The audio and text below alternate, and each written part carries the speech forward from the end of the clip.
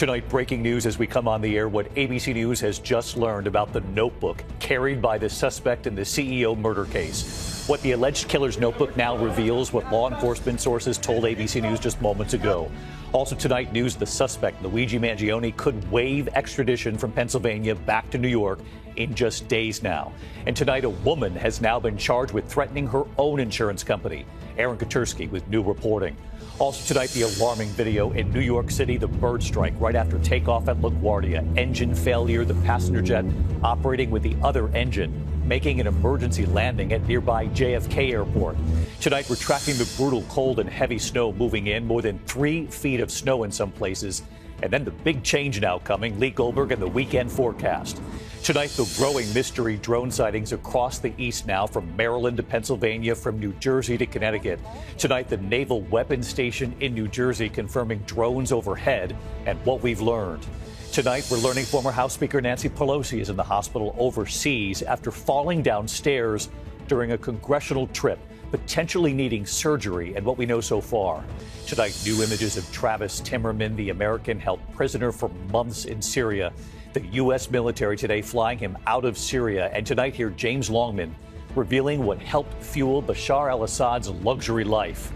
Back in the U.S. tonight, the images just in. 2 boats colliding in Florida. We've learned more than a dozen people injured. An American couple in their 50s killed in Mexico, shot in their vehicle. The car riddled with bullets. The new study on obesity in America, for the first time in a decade, obesity rates in the U.S. are down amid those popular weight loss drugs. And our Made in America Christmas is back tonight. Your ideas pouring in, your one thing made in America this year. And the farm where you can buy your own Christmas tree and they'll mail it to you. You can watch it grow. And the viewers tonight sending in the proof. From ABC News World Headquarters in New York, this is World News Tonight with David Muir. Good evening, and we begin tonight with the breaking news. Law enforcement sources telling ABC News that the spiral notebook belonging to the suspect in the CEO murder case offers chilling new details leading up to the crime. That notebook recovered after his arrest. Tonight, authorities telling ABC News Luigi Mangione's writings reveal increasing malice toward United Healthcare and its chief executive.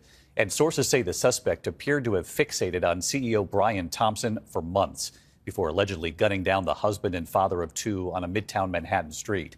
Tonight, there's also news a Florida woman now faces charges after making threats against her own health insurance company after her claim was denied. ABC senior investigative correspondent Aaron Katursky leading us off. Tonight, a new window into the mind of the alleged killer of United Healthcare CEO Brian Thompson. Law enforcement sources tell ABC News Luigi Mangione allegedly shot and killed the insurance executive after fixating on him for months. The sources say passages in a spiral notebook recovered from Mangione after his arrest in Pennsylvania show a growing malice toward United Healthcare and its chief executive that culminated in gunfire on a Midtown Manhattan street. And tonight, after fighting his return to New York to face second-degree murder charges, the Manhattan District Attorney says Mangione may now waive extradition and could be back in the city as early as next week. Until that time, we're going to continue to press forward on parallel paths, and we'll be ready whether he is going to waive extradition or whether he's going to contest extradition. Police say Mangione nor his mother were covered by United Healthcare. Now police say they're investigating whether he allegedly targeted United Healthcare because it's a large corporation. Here you have a young man, went to Ivy League school, come from an affluent background and family, had all the things that, many Americans would like to have. But he found himself hating corporations. The mayor says anger does not justify violence, but tonight, new evidence Mangione is being cast as a folk hero. From this billboard in California to this poster outside the hotel where Brian Thompson, a husband and father of 2, was murdered. And in Florida, a woman is charged with threatening her insurance company after it denied her claim. In a phone call, Breonna Boston allegedly invoked the same words found on the shooter's bullets: delay, deny, depose. You people are next. The woman later told police she has no gun and is no threat. Since the shooting, United Healthcare added fencing around its headquarters. Today, the leader of its parent company writing in the New York Times, "We are struggling to make sense of this unconscionable act and the vitriol that has been directed at our colleagues who have been barraged by threats." But acknowledging, we know the health system does not work as well as it should, and we understand people's frustrations with it. What sources describe as this deepening fixation on United Healthcare came as Mangione was increasingly isolated from his family and stopped posting on social media. His alleged writings show a progression from fixation to formulation of a plan to kill. David? Aaron Gatursky with late reporting on this notebook tonight. Aaron, thank you. We turn now to the alarming images tonight, the frightening moments on an American Airlines flight from LaGuardia Airport here in New York to Charlotte. Moments after takeoff, a bird strike leading to engine failure, the plane then relying on the other engine for an emergency landing at nearby JFK Airport. Here's Whit Johnson tonight. Frightening moments on board an American Airlines flight shortly after takeoff from New York's LaGuardia Airport. It appears we have an engine failure, but we're still kind of working through to figure out what's going on. A passenger recording as a bird slams into one of the plane's engines, bursting into flames. We hit birds on the way out. Flight 1722, bound for Charlotte last night, had 190 passengers and 6 crew on board. The plane just immediately started, it was a loud bang, and then the plane just started shaking like crazy. I mean, everybody on the plane was visibly upset. The aircraft, powered by its second engine, diverted to nearby JFK Airport, landing safely without injuries. American Airlines saying in a statement, "We are grateful to our crew for their professionalism and apologize to our customers for the inconvenience." And David, we've seen just how dangerous these bird strikes can be. You'll remember back in 2009, the so-called Miracle on the Hudson. That flight also from LaGuardia to Charlotte, making that now famous emergency landing on the water. This time around, a much safer outcome. The flight rescheduled and then departed this morning. David? All right, Whit Johnson, we'll see you on GMA this weekend, Whit. Thank you. Now to the brutal cold and snow, that cold with a grip on the Northeast tonight. Take a look at these numbers, in fact.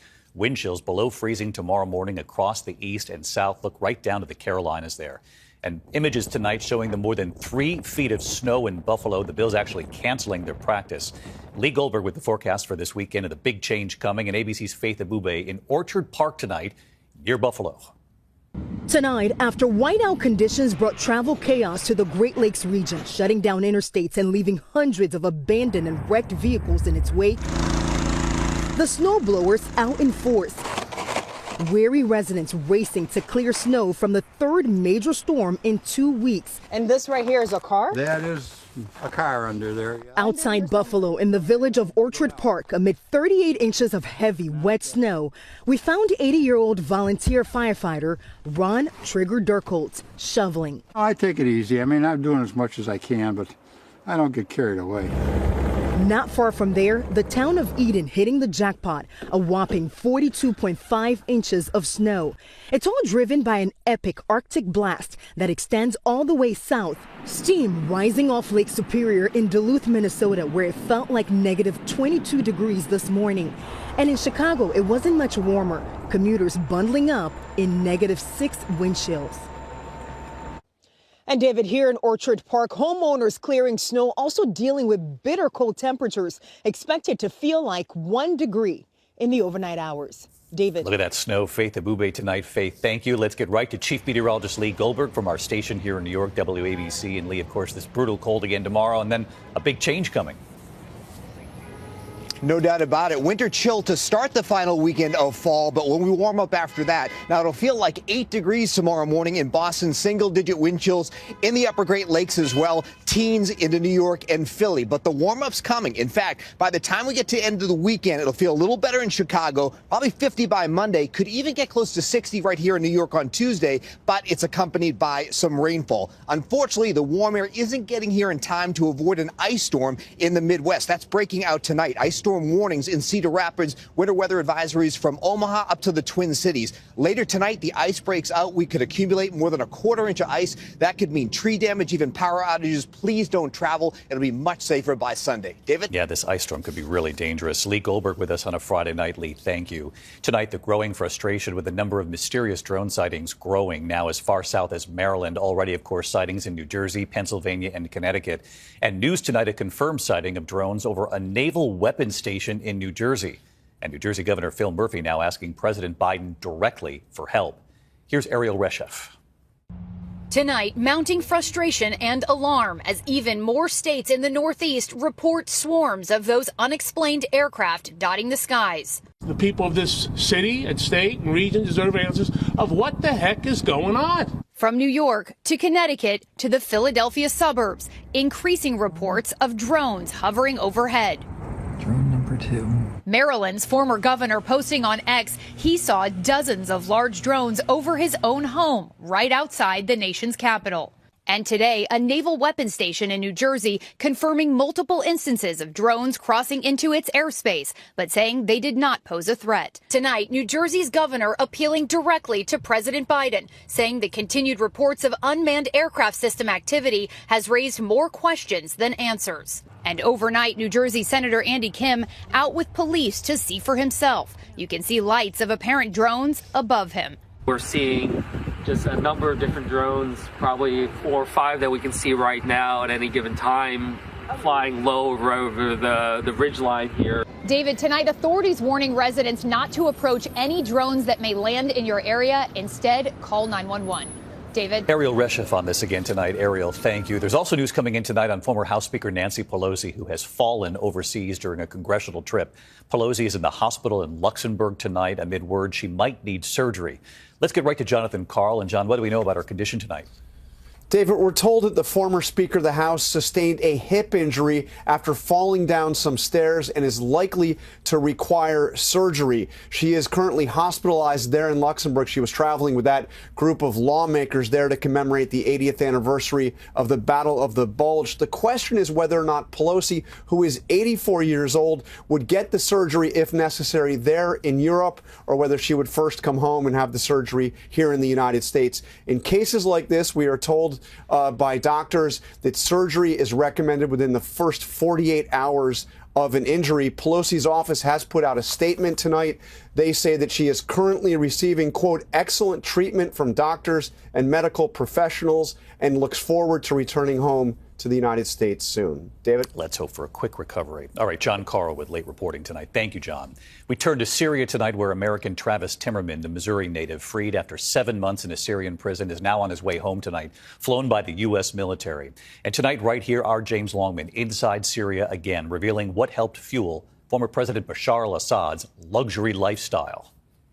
He spent 7 months in an Assad regime jail cell, but tonight, Travis Timmerman has left Syria at last. A U.S. military helicopter flying him to Jordan after he was handed over by the new rebel authorities. I spoke with his parents back in Missouri. My heart's been broken since, he's been gone.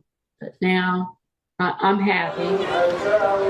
Across Syria today, thousands celebrating the first Friday prayers in more than 50 years without an Assad in power.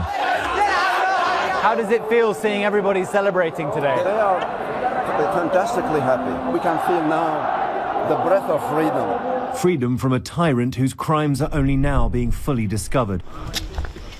Tonight, proof of the huge drug-dealing business that kept him in power and allowed him to afford some of the most expensive homes and cars, like this garage full of Lamborghinis and Ferraris, seen in videos circulating online. Like a cartel kingpin, the banned stimulant called capcut helped fund Assad's lavish lifestyle and the corruption that secured his allegiance with Hezbollah and Iran. This is essentially a smuggling operation. The pills have been put inside these devices here, packed tightly, and then they, in turn, are put inside these electrical boxes. There are pallets of them here, crates ready to be transported. Each pill is worth as much as $20, making this haul potentially worth millions. And we're learning new details tonight, David, on just how Bashar al-Assad escaped. US officials say he left suddenly without telling any of his aides. He took a plane and disabled the transponder so he couldn't be tracked. David? Disabling the transponder, incredible. James Longman again tonight. James, thanks. When we come back here, the American couple in their 50s visiting Mexico, shot in their vehicle and killed. Also just in tonight, word of 2 boats colliding in Florida, more than a dozen people injured. And our Made in America Christmas is back tonight. Your ideas pouring in. The game you might be playing, think shuffleboard meets golf. And a really great idea when it comes to the family Christmas tree. In a moment here. Tonight, images coming in of a boat collision in Collier County, Florida, reports more than a dozen people have been injured. Authorities say at least 16 people were hurt when two airboats collided. Victims have been taken to nearby hospitals. The boats were carrying some 33 passengers in all. Tonight, authorities are investigating the murder of an American couple visiting western Mexico. The husband and wife in their 50s were shot in their pickup truck in an area dealing with organized crime. Authorities say they lived in California with a home in Mexico where they were spending holidays with family. When we come back tonight, the new study on obesity in America and what it reveals for the first time in a decade, and the sad and touching news tonight on Conan O'Brien's parents. To the index of other news tonight, and for the first time in a decade, a new study tonight shows obesity rates are actually falling in the U.S., some pointing to increased use of those popular weight loss drugs. Researchers say obesity numbers dropped nearly half a percentage point. Women in general and adults 66 to 77 showing the biggest results. That study in JEM, a health forum. Tonight, sad news for Conan O'Brien, his parents dying just 3 days apart. His father, Dr. Thomas O'Brien, died at the age of 95 on Monday. He'd been in failing health. His mother, Ruth, passing away 3 days later, yesterday, at the age of 92. The couple was married 66 years. Our thoughts, of course, with Conan and his family tonight. This evening, celebrating the tireless workers of New York's City Meals on Wheels program. Members of our 2020 team joining City Meals on Wheels, boxing meals for those in need. There are 5,000 Meals on Wheels programs across the U.S. And here in New York, they deliver 2 million meals a year in all 5 boroughs. My co-anchor and pal, Deb Roberts, and the 2020 team packaging 4,224 meals. I was on a Made in America shoot, but this is a tradition we started last year, and all of us certainly hope to keep this going. Of course, the real work is done by City Meals every day. And of course, Deb and I will see you for tonight's 2020. Up next here on World News Tonight, our Made in America Christmas, and you're not going to believe the ideas pouring in overnight in a moment. Finally tonight here, our Made in America Christmas. The countdown continues. We love this every year. And tonight here, some very sharp-looking hats, a game taking off, and the Christmas trees growing right in front of our eyes. Tonight, our great Made in America Christmas is back. 13 years in running, your ideas pouring in. Good to see you. Traveling across this country, looking for small-town triumphs to put under the tree. In Kansas City, Missouri tonight, Sandlot Goods baseball hats. Hey, David. Garrett Prather with their high-quality Made in America hats. Our specialty is twofold: manufacturing in the U.S. and producing a high-quality hat. 45 workers, 10 new hires, 115,000 hats this year. Many of them soon under the Christmas tree. Showing us inside the hat, stitched right there, Sandlot, made in the USA. And across this country, celebrating our local Christmas tree farmers. There's still time. I just saw David Stess from Soho Trees again this year. The trees from American farms. This is a Fraser fir? Yes, the Fraser fir. From North Carolina. North Carolina, Oh, yeah. fantastic. And in McKinleyville, California, one of our favorites, the John Steen Tree Company, where you can buy a Christmas tree kit, they'll ship it to you, and you grow your own tree. Hi, David. Jonathan Clausane checking in this year. These will be the Christmas trees of Christmas future. 6 new hires since last year. Caitlin Colburn and Skylar Cordero packing up those trees. Hi, David. Hi, David. Happy holidays. Trevor Bulkley in the nursery. Hello, America. Happy holidays from the John Steen Company. And this is what we love to see. Families sending in photos of their trees after we first started reporting here on the John Steen Company. Hagen Foreman with his tree in 2022. 2 years later, Hagen with a haircut and his tree now growing. Made in America! And from Denver tonight, the family looking to find the fun this Christmas. They call it shuffle golf, combining shuffleboard and golfing from iPlay LLC. Hi, David. Founders Jeff and Danielle Story, father and daughter, checking back in. We are very excited on the success of our Shuffle Golf putting game since our last Made in America holiday airing with you. Their company growing, hiring new workers, and giving back. David, we have donated over 100 shuffle golf putting games to the National Disabled Veterans Clinics across America. VA hospitals in Michigan, West Virginia, Texas, all using shuffle golf in their clinics. And in San Antonio, Army vet Julian and Air Force vet Duke playing around. And the workers making those shuffle golf boards in Calhoun, Georgia, proud. Made in America. We love it. The game, the hats, and the Christmas trees growing right in front of our eyes. So is Made in America. And we'll see you Monday night with more. Good night. Thank you for making World News Tonight with David Muir, America's most watched newscast.